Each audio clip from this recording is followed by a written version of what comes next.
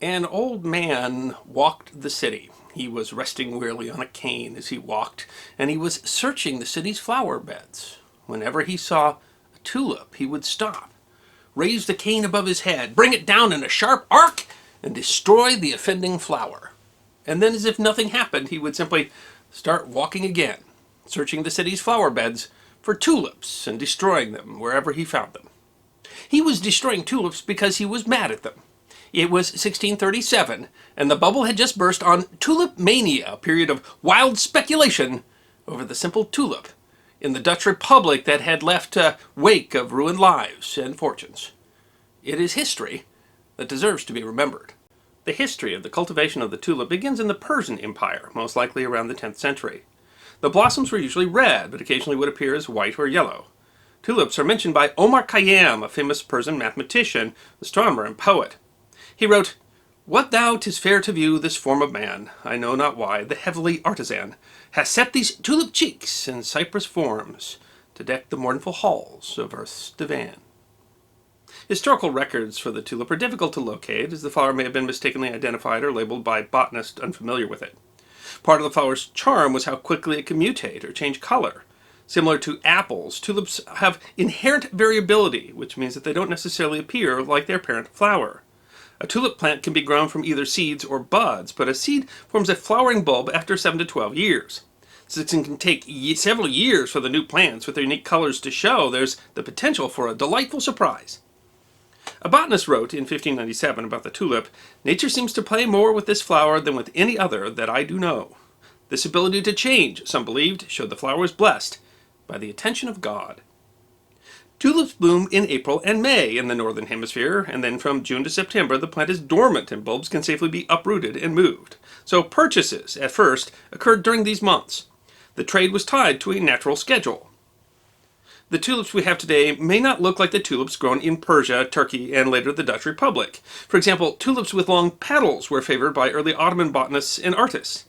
Artists, when drawing the ideal flower of the period, drew tulips that resembled daggers more than the softly cut flowers that are seen today.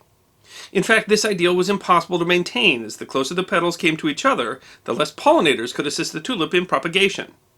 Perhaps this is why the extremely long-petaled tulip is not common today. The tulip is believed to have been introduced to the Western world by an ambassador from the Habsburg Empire to the Constantinople court of Suleiman the Magnificent. In the early 1500s, Ozirkizan de Bouzbek shipped a container of the bulbs home, where it ignited the imaginations of the plant admirers who saw it. Partially fueled by plant discoveries in the New World, botany was undergoing a type of renaissance at the time.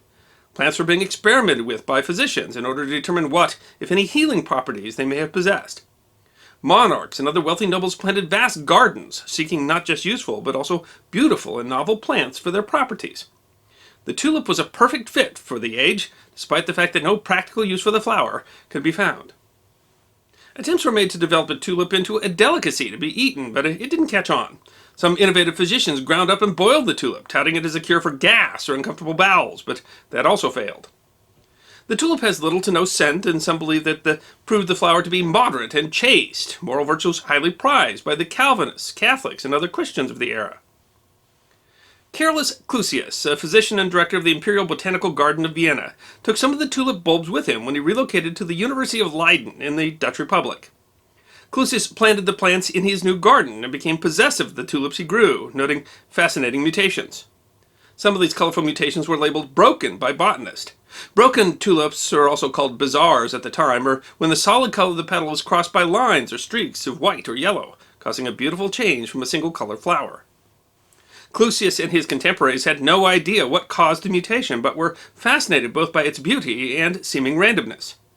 The moderate flower that was now something of a gamble, as the broken tulips were more difficult to offset, which increased the demand and value for them. Scientists now know that a virus spread by the peach potato aphid is primarily responsible for the stunning variations seen in tulips. Peach trees were a common fruit tree found in the gardens of the time, and the contamination probably happened within the gardens themselves.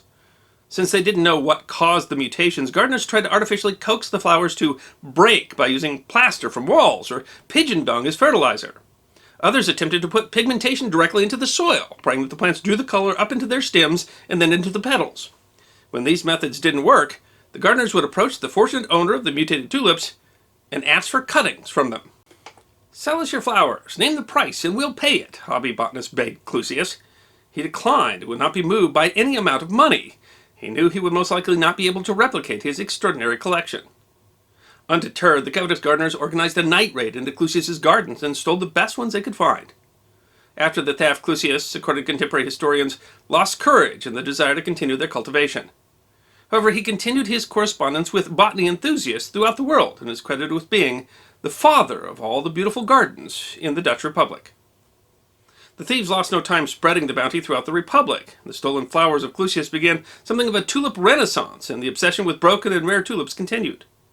The most valued flower of the era is still said to be the Semper Augustus, a red and white striped beauty that displayed its color both inside and outside the blossom, from the base to the tip of the petal. The Semper Augustus, which no longer exists today, wasn't even viewed by that many enthusiasts at the time, because almost all of the examples of the flower were owned by one person. Historians disagree on who that person was, but some say it was Dr. Adrian Pow, a director of the East India Company. A botanist from the period saw an example of the Semper Augustus in Pow's garden in 1624, and afterwards he wrote, "Never did a florist see one more beautiful than this."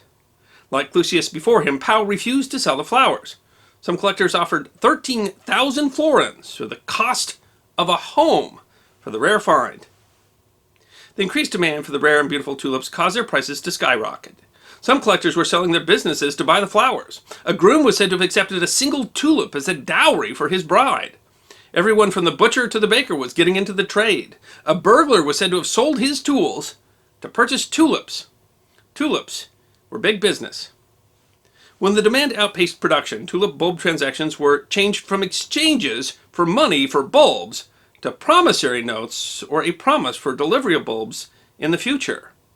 Now historians say the wind handle or wind trade began in earnest, as the trade was no longer tied to the natural dormant season for tulips. Curious trading practices began in response to the demand for tulips. A florist and a potential buyer would meet in the back room of a tavern where they would select impartial judges. The florist and buyer would write the price that they were willing to sell and buy the flower for on boards that would be passed to the judges. The two judges, or proxies, would consider the numbers on both boards and write down a number somewhere in between that they considered fair. Then the boards were passed back to the florist and potential buyer. If both accepted the price, then the deal was done. If only one person accepted the price, then the florist paid a fine to the judges, which acted as a small incentive to close the deal. When the buyer paid for the flowers, a small amount, called wine money, went to the judges. The wine money went to the tavern to keep the drinks and transactions flowing. Some bulbs are said to be bought and sold up to 10 times in one day. It was a party-like atmosphere with incredible amounts of money changing hands. Until February 2nd, 1637. A florist in the city of Haarlem went to the taverns and offered up his bulbs for sale, reportedly at 1,250 guilders. No one wanted the deal. He lowered it, and the result was the same. And again, no takers. Everyone in the room realized Tulipmania was over. Word quickly spread, and florists across the Republic were left with worthless bulbs. Historians have argued about whether tulipmania was an actual bubble or simply a result of other pressures of the market. For example, in February 1637, the Guild of Dutch Florists lobbied the Parliament to change the rules regulating the contracts to buy bulbs, making the contracts more favorable to the buyer. Economist Earl Thompson believed this is why the prices of tulips ran way up. Buyers are speculating that the rule change would make them even more money. They ceased buying when they realized that it wasn't true. Whatever the causes of tulipmania, the biggest push against the phenomena was by religious groups who believed the rise and fall of the flower showed the population's underlying greed and desire for money. Pamphlets appeared with titles like The Fall of the Great Garden Whore and scenes from the remarkable year 1637 when one fool hatched another, the idle rich lost their wealth, and the wise lost their senses. These circulated through the cities, once centers of tulipmania. Now an old man walked down the street and crushed the worth of tulips with his cane. Despite its volatile beginnings, the tulip is still intimately connected with Holland, which is sometimes called the flower shop of the world. Each year there are tulip festivals held all around the world in places where Dutch settlers made their homes, maintaining that intimate connection between the Dutch and the flower whose fortunes rose and fell in so short a period of time. And beyond those economic considerations, there's actually right now a search for the mythical black tulip. The idea of the black tulip was credited to Alexandre Dumas, who in 1850 wrote a novel called The Black Tulip, which creates a human drama in which a person is to be awarded a prize if they can grow the perfect black tulip. And with the plant's natural variability, we are coming closer and closer to that today. Tulips so dark purple that they appear to be black. Some growers claim that the perfect black tulip is essentially the holy grail of tulip cultivation. And if someone were to grow one, you wonder what the bulb would be worth, and whether it would spark a new Tulipmania. I hope you enjoyed this episode of The History Guy, short snippets of forgotten history between 10 and 15 minutes long. And if you did enjoy, please go ahead and click that thumbs up button. If you have any questions or comments or suggestions for future episodes, please write those in the comment section. I will be happy to personally respond. Be sure to follow The History Guy on Facebook, Instagram, Twitter, and check out our merchandise on teespring.com. And if you'd like more episodes on forgotten history, all you need to do is subscribe.